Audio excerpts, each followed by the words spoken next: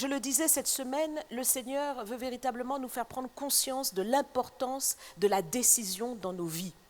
Et le Seigneur nous invite à réaliser que chacune de nos décisions sont à l'origine soit de nos tourments, soit de notre paix ou de notre bien-être. Chacune de nos décisions, quels que soient les domaines.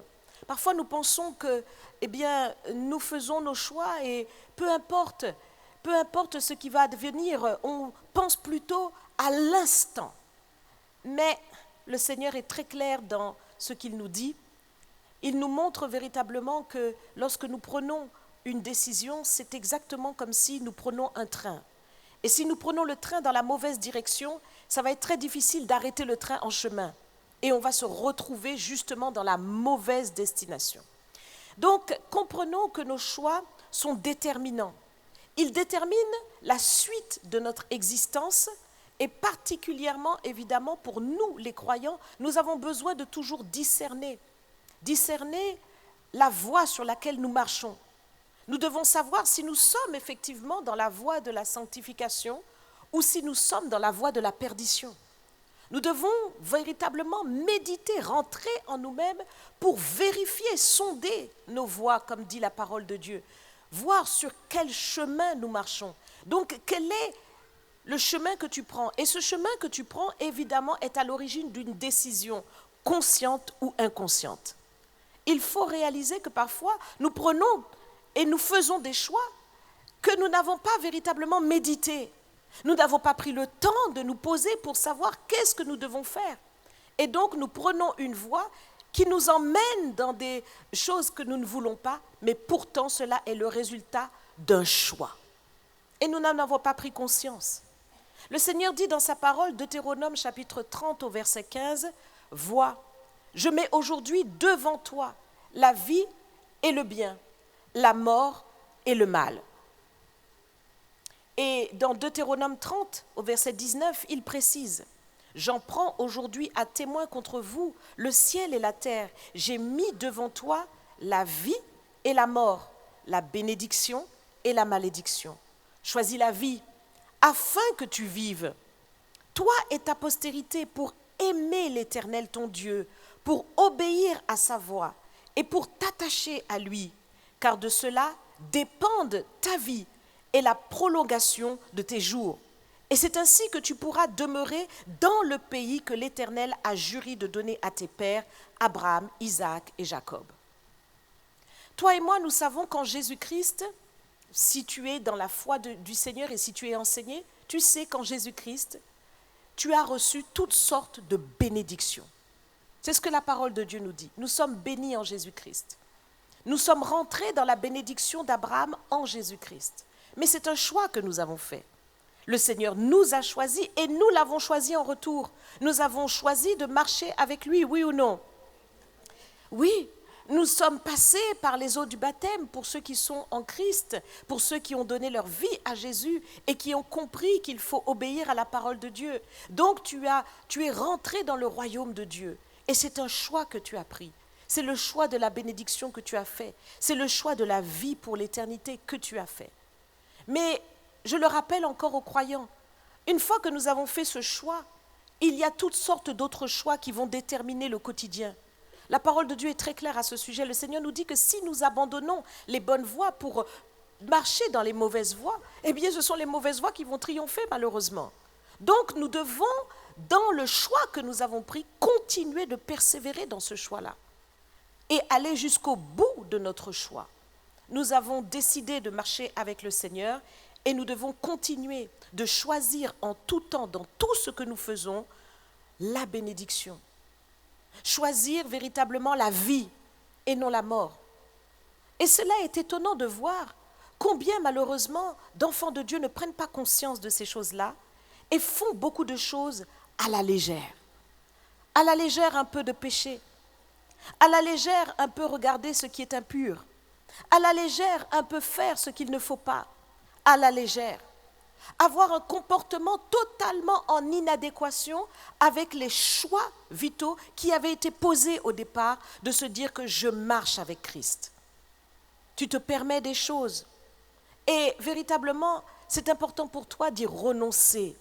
C'est pourquoi il faut réaliser que le Seigneur nous place comme première étape et base du fondement de la doctrine chrétienne le renoncement aux œuvres mortes. Choisir, c'est dire oui à la vie et non à la mort. Si nous faisons ce choix-là, nous devons réaliser qu'au quotidien, nous devons toujours être dans ce renoncement-là. Si tu choisis par rapport à quelque chose. Oui, il nous est clairement dit, je place devant toi deux chemins. Deux chemins.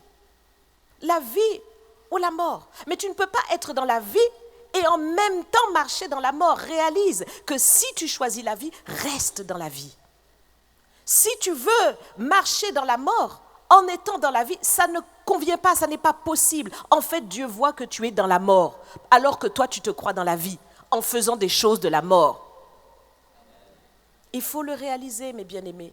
Tu dois prendre conscience que dans les choix que tu fais au quotidien, ces choix vont déterminer l'issue de ton existence. Soit nous marchons dans la vie pour aboutir à la vie éternelle, soit nous marchons véritablement dans la mort qui aboutit à la perdition. C'est une église sans tache, ni ride, ni chose semblable que le Seigneur viendra chercher. Et donc le chemin de la sanctification n'est pas accessoire pour toi, mais il est véritablement un choix vital pour tout croyant. Et cette décision doit être en toi au quotidien. Au quotidien, cette décision doit marquer ton esprit et tu dois faire le choix en tout temps. Donc ne pas faire les choses à la légère. Chaque décision doit être pour le croyant une décision qui est fondée. Je le disais, beaucoup de personnes font des choses même inconscientes. Ben oui, ça arrive. Ça arrive. Tu fais des choses que tu ne veux pas faire. Tout d'un coup, tu es là, quelque chose se passe et puis, tu dis un mot que tu n'aurais pas voulu dire. Au lieu de dire un mot peut-être gentil comme mince, tu vas dire, vous savez. Or, ça ne convient pas à la bouche d'un enfant de Dieu parce que tu es sanctifié. Donc, nous réalisons que nous avons des choix profonds à faire. Et je prends cet exemple-là pour vous montrer que parfois, il y a des choses qui sortent de nous qui ne sont pas de notre volonté. Donc, ça veut dire qu'il y en a un autre qui contrôle notre volonté. Eh oui, il y a des choses parfois que nous faisons. Voyez, par exemple, vous prenez votre téléphone pour appeler quelqu'un et puis, je ne sais pas, votre téléphone vous envoie une notification de je ne sais pas quelle chose et puis vous allez commencer à regarder et vous vous trouvez totalement dévié dans ce que vous vouliez faire et vous regardez d'autres choses. Ça aussi, c'est une distraction que, par exemple, vous n'avez pas choisi, mais je prends un exemple gentil. Mais vous savez et vous pouvez nommer toutes les choses impures que vous vous retrouvez à faire, que vous ne voulez pas faire. Quand vous êtes par exemple dans le métro et qu'il y a une publicité impure sur les affiches et vous ne comprenez pas pourquoi vos yeux tournent là-dedans, voyez qu'il y a quelque chose d'inconscient qui agit. Donc, il est temps pour les croyants de veiller à récupérer profondément leur volonté. Parce que ta volonté, c'est ton esprit, c'est dans ton esprit qu'elle se trouve et elle doit déterminer les choix que tu fais.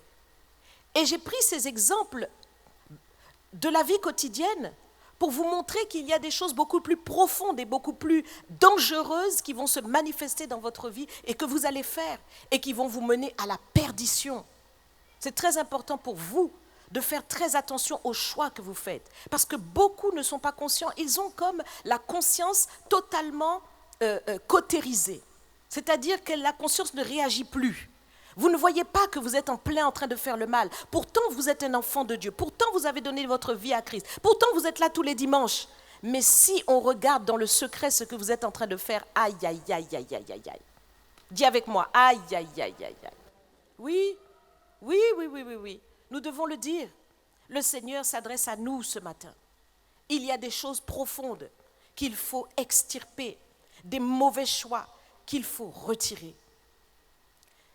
Tes choix doivent être motivés par quelque chose, non pas par tes pensées, tes réflexions, tes raisonnements, parce que nous avons beaucoup de pensées, de réflexions, de raisonnements, mais qui sont contraires, totalement opposés à la volonté de Dieu. Lorsque le Seigneur nous dit, par exemple, de pardonner 77 fois, 7 fois, celui qui nous a offensés, nos raisonnements vont nous dire trop bon, trop con. Excusez-moi le terme. N'est-ce pas? Les raisonnements humains à l'opposé de la volonté de Dieu. Exactement comme le pasteur David avait enseigné ce message la semaine dernière pour nous faire comprendre comment l'esprit du monde peut véritablement nous entraîner dans des choses qu'il ne faut pas. Les raisonnements contraires à la sagesse de Dieu. Notre décision en tout temps doit être motivée par la parole du Seigneur. Par la parole, non pas nos raisonnements, non pas notre intelligence. Le Seigneur dit, ne t'appuie pas sur ton intelligence, mais confie-toi en l'Éternel de tout ton cœur. Tes raisonnements te perdent. Tes raisonnements peuvent t'emmener dans la perdition. Ne l'oublie jamais. Ne te confie pas dans ce que tu penses.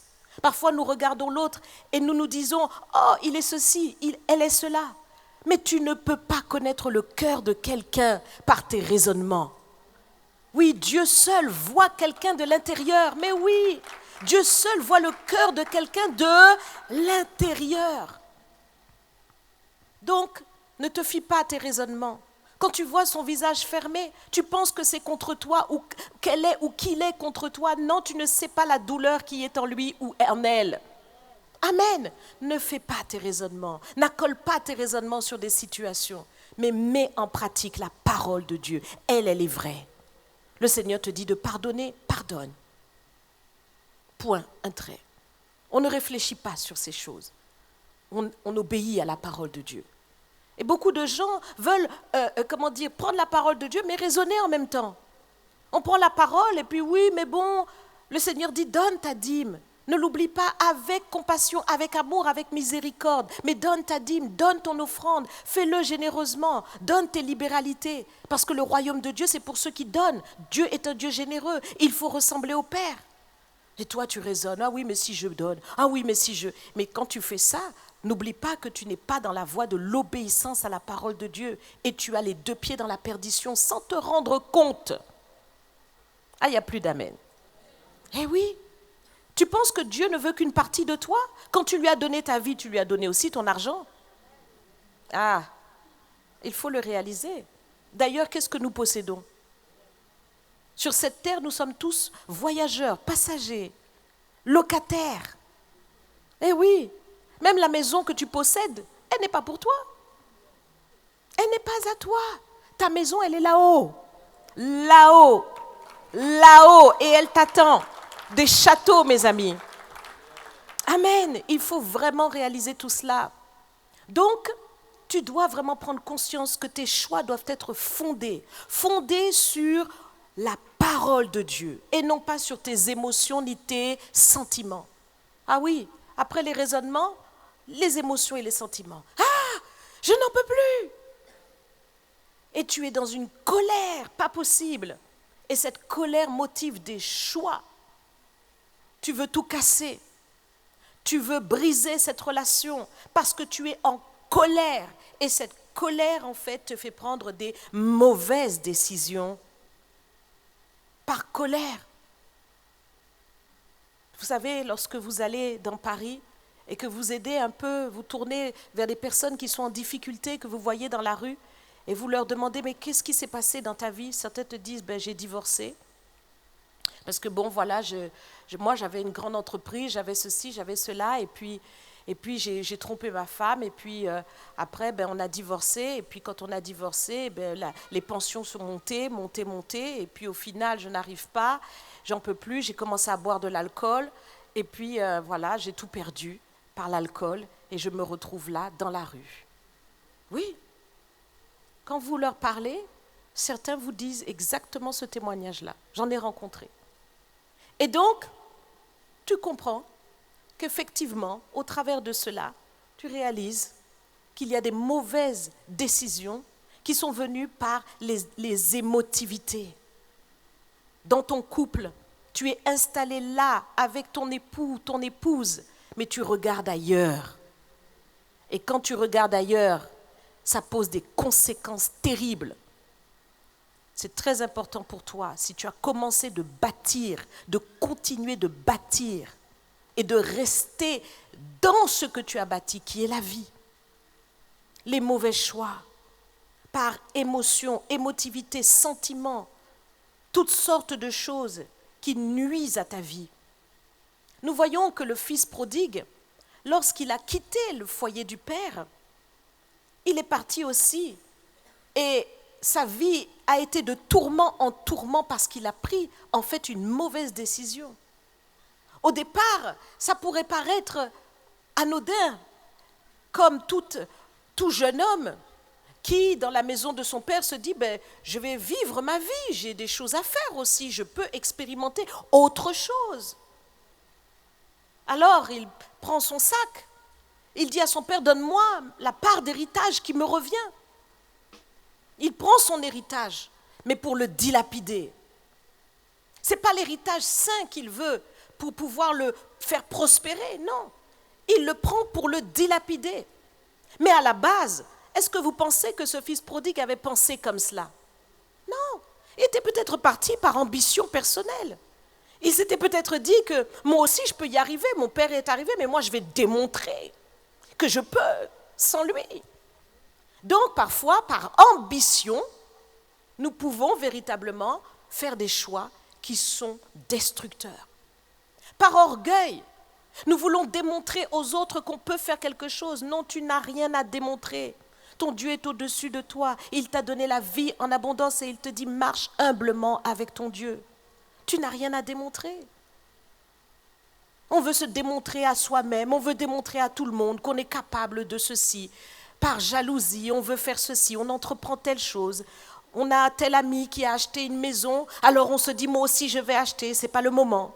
On a tel ami qui a acheté une voiture et on se dit moi aussi je vais acheter encore une plus grosse. L'ambition, l'orgueil, la jalousie. Vanité des vanités. Mais par la vanité, qu'est-ce que nous faisons? Des mauvais choix.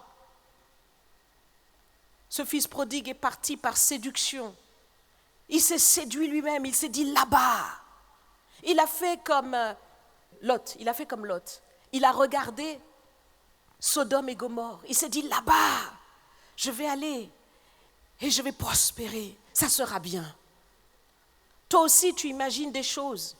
Tu te dis que peut-être loin de la maison du Seigneur, tu prospéreras plus. Tu réussiras plus dans telle confrérie ou dans telle organisation. Tromperie, séduction qui mène à la perdition. Et celui qui est parti avec son sac, avec tout son héritage, s'est retrouvé en train de manger en essayant plutôt, il n'arrivait même pas, on ne lui donnait même pas, il avait faim, on ne lui donnait même pas la nourriture des pourceaux qu'il gardait. Le choix qu'il avait fait l'a mené directement à l'autodestruction. Et tu dois veiller à tes choix. Veiller aux choix que tu fais pour toi, pour ta maison, pour ta famille.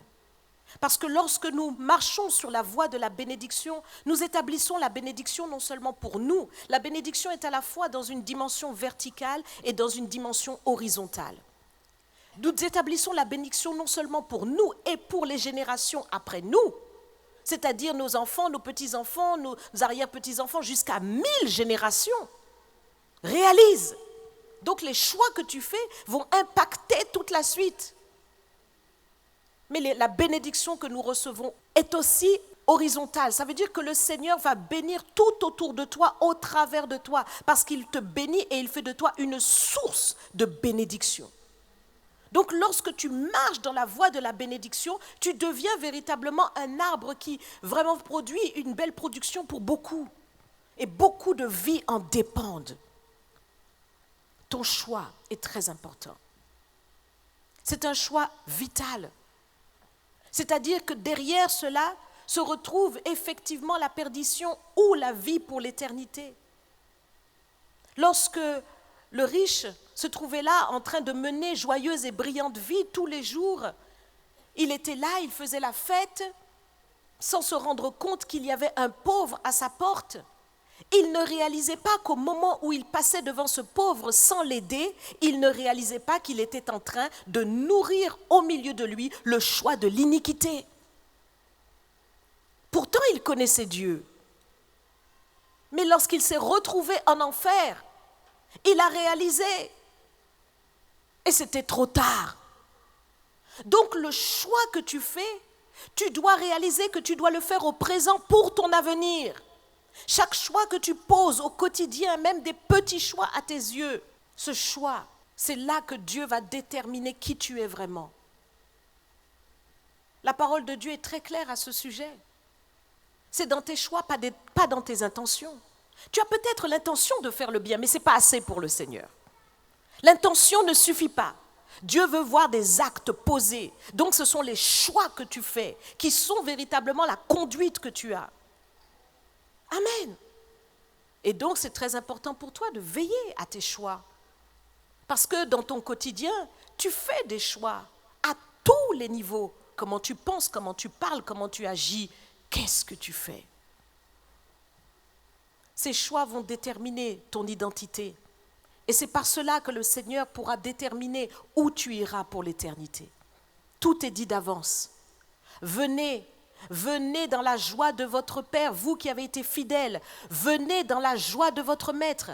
Venez, vous qui êtes bénis du Père, vous qui avez fait le bien pendant votre vie, vous qui êtes les brebis du Seigneur, venez à la droite, parce que vous avez nourri celui qui avait faim, vous avez vêtu celui qui était nu, vous avez visité celui qui était malade, vous avez encouragé ou aidé celui qui était en prison. Eh oui, le Seigneur le dit clairement, ce sont les choix que nous posons qui vont déterminer la suite. Il faut aimer.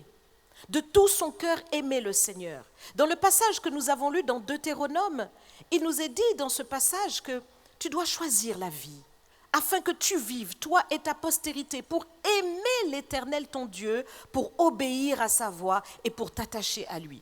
Donc la base et la racine, si je puis dire, du choix que tu dois faire, doit être l'amour que tu portes au Seigneur. L'amour que tu portes à Dieu.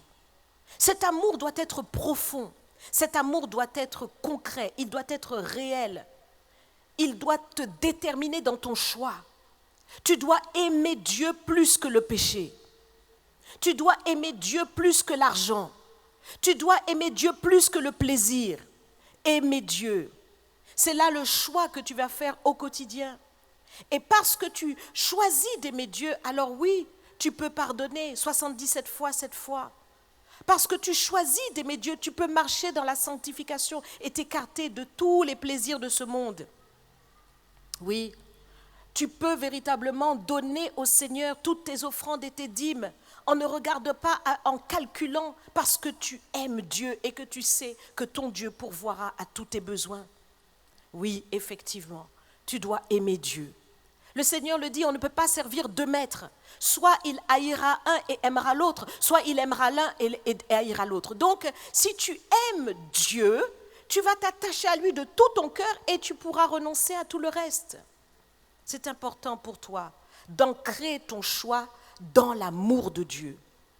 L'amour de Dieu doit être vraiment plus fort en toi que tout. Plus fort que tes émotions, que ce que tu ressens, plus fort que tes pensées, que tes réflexions. Tout cela, c'est l'amour de Dieu. Et vous savez, quand vous êtes rempli de l'amour de Dieu, vous réalisez à quel point vous êtes tout petit et vous restez dans l'humilité. Parce que l'amour de Dieu vous permet de voir les choses telles que Dieu les voit, parce que Dieu est amour. Garde ton cœur dans l'amour.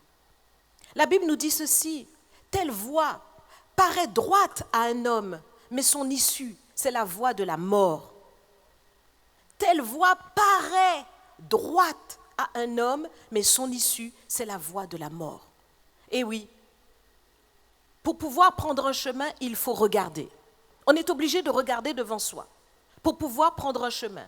Et le Seigneur nous dit, je mets devant toi la vie et la mort, la bénédiction et la malédiction. Eh bien, nous avons besoin de considérer les deux voies pour pouvoir choisir. Et le problème, bien souvent, c'est la perception que nous avons. Ta perception est parfois tronquée. Ta perception est erronée. C'est pourquoi je l'ai dit tout à l'heure, tu ne dois pas te confier en toi-même, ni dans tes réflexions. Tu vois mal, tu penses mal. Tu regardes tel travail et tu te dis, oh, travail directeur, directeur, c'est pas pour moi, je n'ai pas la force, je n'ai pas la carrure. N'est-ce pas?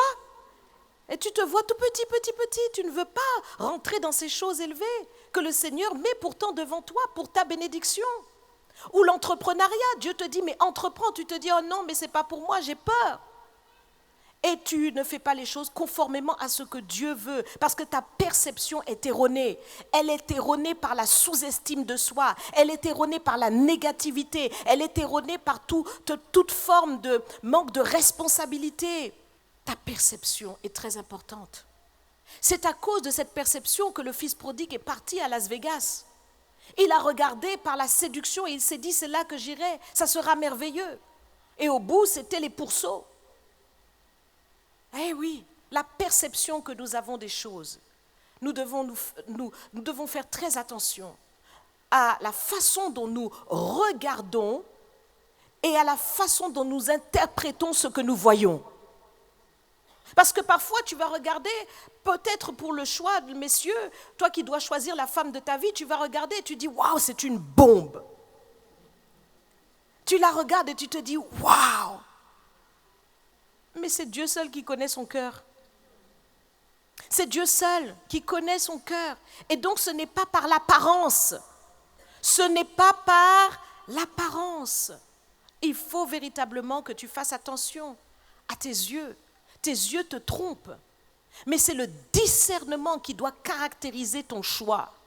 Tu dois discerner. Donc c'est une dimension plus importante. Voyez, parce que les yeux, nous ne voyons pas avec nos yeux. Ah, ce n'est pas avec tes yeux que tu vois. Tu sais que c'est avec ton cerveau. C'est-à-dire que tes yeux, ils regardent, mais c'est ton cerveau qui interprète ce que tu regardes. Vous savez ça? Très bien. Donc comprends, parce que c'est lié aussi à ta vie spirituelle. De la même manière que tu vois des situations, mais toi-même intérieurement, ton esprit interprète ce que tu vois. Et tu peux mal interpréter si tu es marqué justement par la séduction. Tu vas voir par exemple cette fille et tu te dis, il me faut cette fille-là. C'est la séduction qui te pousse à ces choses. Mais si tu as véritablement du discernement au-dedans de toi, tu vas te dire, ça c'est la voie de la mort. Ça c'est la voie du séjour des morts. Ça c'est une femme étrangère pour moi. Ce n'est pas la femme de ma vie.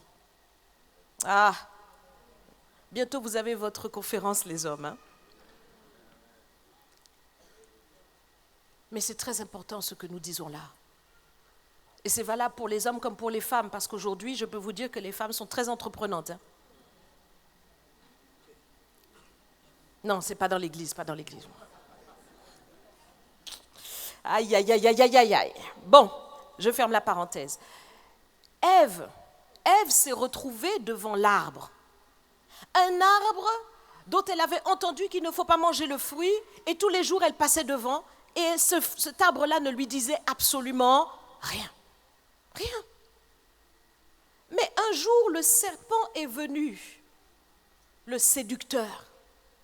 Et le séducteur a utilisé la stratégie qu'il fait toujours et qu'il utilise jusqu'à aujourd'hui, c'est-à-dire la suggestion. Il suggère une pensée. Il te dit, mais tiens, telle chose. Et effectivement, donc le diable vient au travers du serpent et lui dit ceci. Mais non, tu peux manger de ce fruit-là. Regardez avec moi Genèse 3, versets 4 à 6. Alors le serpent dit à la femme, vous ne mourrez point, mais Dieu sait que le jour où vous en mangerez, vos yeux s'ouvriront et que vous serez comme des dieux, connaissant le bien et le mal. La femme vit que l'arbre était bon à manger et agréable à la vue, et qu'il était précieux pour ouvrir l'intelligence. Elle prit de son fruit et en mangea. Elle en donna aussi à son mari qui était auprès d'elle, et il en mangea. Donc, voyez, elle a vu maintenant que l'arbre est soi-disant bon à manger et agréable à la vue.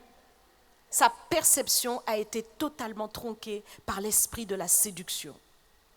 Fais attention, par ce qui t'anime. Le Seigneur dit, vous ne savez pas de quoi vous êtes animés. Donc dans tes choix, il y a des choses qui t'animent qui ne sont pas bonnes. Il y a le vice qui peut t'animer. Il y a la perversion qui peut t'animer. Il y a l'impureté qui peut t'animer. Il y a le mensonge qui peut t'animer. Il y a toute forme si je puis dire, de fumisterie qui peut t'animer. Oui, il faut le dire. Il faut le dire. Et donc, tu dois faire attention. d'être vraiment animé de l'Esprit de Dieu. Animé de l'Esprit de Dieu. C'est le fruit de l'Esprit en toi qui va te garder des décisions mauvaises, des mauvais choix au quotidien, des choses où tu glisses et tu te retrouves à rater la cible que Dieu place devant toi. Par le fruit de l'Esprit, tu sauras prendre les bonnes décisions, les décisions de ta vie, les décisions de ton quotidien, les décisions qui sont nécessaires. Le fruit de l'Esprit te garde. Quand nous parlons de la maîtrise de soi, le fruit de l'Esprit te garde dans le calme. Quand nous parlons de la paix, le fruit de l'Esprit en plein dans des situations difficiles, d'oppression, d'opposition, de difficultés, te garde dans une paix qui te permet de faire les bons choix en tout temps. Le fruit de l'Esprit va te garder. Par la fidélité, tu sauras continuer de faire ce qui est bien. Oui, le fruit de l'Esprit te permettra de commencer par une décision et d'aller jusqu'au bout de ta décision, c'est-à-dire d'avoir un esprit résolu.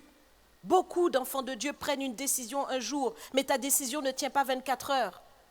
Elle ne tient pas, elle ne dépasse pas la semaine, elle ne dépasse pas le mois. Tu as commencé un régime, tu n'arrives pas à aller jusqu'au bout. Combien de fois ça nous est arrivé? N'est-ce pas, mesdames? Ah oui. Manque de résolution dans nos décisions. Nous avons besoin d'être résolus. Et quand tu vas prendre maintenant la résolution d'aller jusqu'au bout, lorsque tu prends la résolution de te dire que non, maintenant, je vais véritablement faire attention dans mon travail, je vais veiller, je vais relire mes emails, je ne vais plus faire des fautes n'importe comment, je vais être carré dans ce que je fais, et puis après, tu te relâches. Non, c'est très important pour toi de prendre la résolution et donc d'ajouter à ta décision la fidélité pour pouvoir rester dans ta décision. Le fruit de l'Esprit est là pour t'y aider. Il y a tout dans le fruit de l'Esprit pour que tu puisses être non seulement quelqu'un qui fait les bons choix, mais quelqu'un aussi qui demeure dans la bonne résolution. Rappelez-vous que la parole de Dieu dit « À tes résolutions répondra le succès ». Or, la résolution, c'est une décision que l'on a prise et dans laquelle on continue jusqu'au bout. Tu en as besoin. Amen. Quand tu as une décision à prendre, et il y a beaucoup de choses dans nos vies qui appellent des décisions, des plus petites jusqu'aux plus grandes, il faut le faire dans le calme, donc ne pas décider à chaud. Parce que parfois, dans nos décisions à chaud, nous sommes trop précipités et dans la précipitation, nous péchons. Il faut le faire dans la prière. Il faut le faire avec l'Esprit de Dieu. C'est-à-dire que le Seigneur dit, recommande tes projets à l'Éternel et ils réussiront. Tu dois invoquer le Seigneur sur la situation.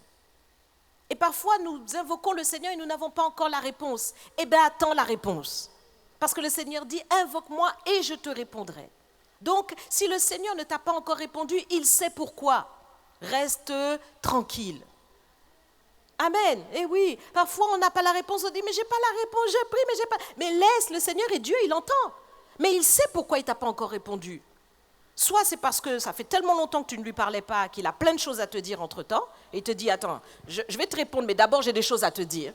Et donc il ne te répond pas tout de suite. Ou bien soit c'est parce que le Seigneur sait que tu n'es pas encore mûr pour la réponse. Parce que des fois, il y a des réponses, je peux vous dire, qui appellent une certaine maturité. Et le Seigneur voit que tu n'es pas prêt pour la réponse, alors il te fait attendre encore. Et puis d'autres fois, eh bien le Seigneur est en train de disposer les circonstances et il répond comme il veut parce qu'il est souverain.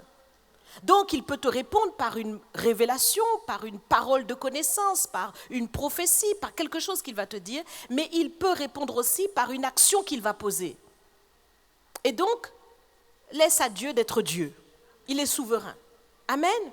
Nous ne forçons pas la réponse à Dieu. Dieu sait comment il nous répondra. Dieu veut que nous puissions véritablement, patienter, être patients, être des gens patients. Parce que parfois, Dieu nous parle, il nous répond, mais nous ne comprenons pas ce qu'il nous dit. Et c'est la patience, voyez, quand vous notez par exemple dans votre cahier ce que Dieu vous a dit, c'est par la patience à méditer encore la chose que vous allez finir par pouvoir comprendre ce que Dieu vous a dit. Donc parfois ça prend du temps. Quand vous lisez par exemple les prophéties de Daniel, à l'époque de Daniel c'était du charabia pour beaucoup, on ne comprenait pas ce qu'il disait. Mais aujourd'hui nous voyons beaucoup de choses qui se sont accomplies et on comprend mieux, on comprend. Voyez, quand on parlait autrefois du chiffre de la bête, on ne comprenait pas. Mais aujourd'hui, ça commence à s'éclairer avec les puces sous la peau et tout ça. Là, on commence à comprendre, n'est-ce pas? Donc, parfois, il faut de la patience. Je ramène ça à l'échelle d'une vie. Et je vous dis, parfois, il faut de la patience par rapport aux circonstances de votre vie pour mieux comprendre ce que Dieu veut vous dire. Mais il faut rester dans la paix. Dieu est au contrôle. Il est toujours sur son trône. Amen. Dieu est un Dieu de paix. Et donc, lorsque vous avez une décision à prendre, ne vous agitez pas. Malgré peut-être l'urgence de la situation, ne pas s'agiter, mais rester dans la paix pour décider en accord avec la conviction profonde que vous avez au fond de vous. Parce que parfois, la situation vous demande de réagir. Mais quand vous devez réagir, faites-le en accord avec l'esprit. En accord avec l'esprit. En vue de toujours obéir au Seigneur et non pas faire les choses selon votre propre volonté. Et je vais terminer avec ce verset, Ésaïe chapitre 1, verset 19, qui dit « Si vous vous décidez pour l'obéissance, vous mangerez les meilleures productions du pays. » C'est la version qui nous est donnée dans la Colombe, dans la Bible La Colombe. Et donc, nous comprenons que la décision pour l'obéissance nous promet véritablement toutes sortes de bénédictions merveilleuses que le Seigneur a pour nous. Nous voulons obéir en tout temps, nous voulons obéir en toutes choses, nous voulons véritablement être en communion avec le Seigneur dans un acte d'amour. Au quotidien, choisir d'aimer Dieu pour choisir de faire en toutes choses sa volonté. Que le Seigneur nous bénisse ce matin, que nous soyons dans la bonne décision tout au long de cette semaine. Médite à tes voies, médite à tout ce que tu vas pouvoir faire dans ta propre vie pour pouvoir honorer le Seigneur et faire ce que Dieu attend de toi. Au travers de cette semaine, sois véritablement dans cette méditation et sois véritablement dans cette mise en pratique pour veiller véritablement dans ton quotidien à honorer le Seigneur par tes choix. Et vous qui êtes par le biais d'Internet avec nous, eh bien je vous invite aussi à dès maintenant prendre le temps de prier avec nous pour que votre décision soit véritablement quelque chose qui honore le Seigneur au quotidien et en toutes choses. Levons-nous dans la présence du Seigneur et nous allons l'invoquer. Merci Jésus. Et je vais vous demander de bien vouloir répéter ces quelques paroles après moi. Je vous prête ces paroles, mais c'est chacun qui prend la décision devant le Seigneur. Amen. Prions le Seigneur. Éternel mon Dieu, je te dis merci, mon Père, parce que tu m'instruis pour mon bien.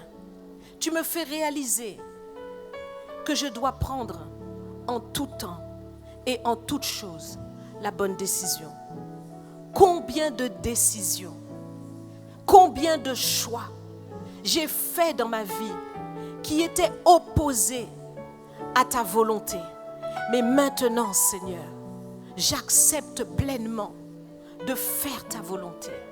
Je réalise que ces choix m'avaient conduit dans la perdition.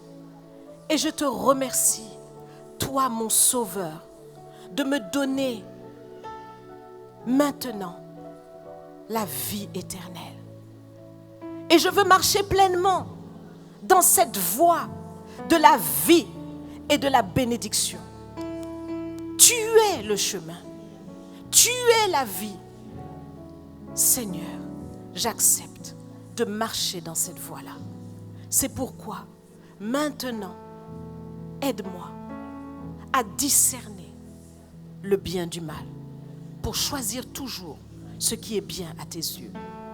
Aide-moi à marcher en communion avec ton esprit pour discerner tout ce que l'ennemi veut faire pour m'écarter de la voie, afin que je ne choisisse pas à mon détriment de le suivre, mais au contraire, que je te suive toi, Seigneur, en toutes choses, dans mes pensées, dans mes paroles et dans mes actions.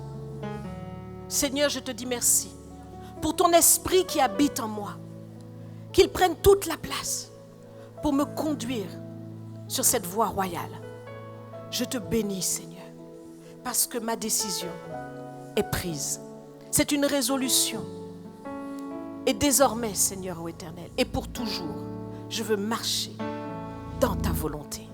Je te dis merci, Seigneur, pour ce salut que tu installes en moi, que tu affirmes en moi, que tu affermis en moi. Je bénis ton Saint-Nom, parce que désormais, c'est d'une manière volontaire et décidée que je marche avec toi dans la voie du bien. Je te dis merci, Seigneur, et je m'attache fortement au bien pour ta seule gloire. Au nom de Jésus, Amen, Amen, Amen. Acclame le Seigneur.